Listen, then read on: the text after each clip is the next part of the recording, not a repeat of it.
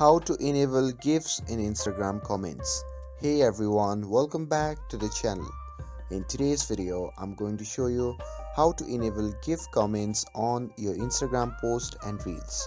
So now without further ado, let's get started. So first thing first, open the Instagram app on your phone and make sure that you're logged into your account. And here, once you are inside the app, simply tap on the profile icon shown in the bottom right corner of the screen. And now here, once you are in your profile section, simply tap on the three dash icon shown in the top right corner of the screen. And once you tap on that, you will be prompted to the settings page.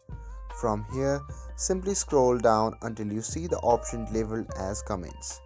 And here, once you have found that, simply tap on it. And here in this section, you'll see several options. From there, simply look for allow GIF comments and tap the switch next to it to enable it. And that's it. Now your followers can leave GIFs in the comment under your post and reels. It's a fun way to spice up your engagement.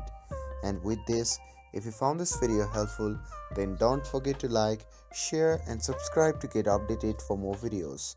Thanks for watching and I'll see you in the next video.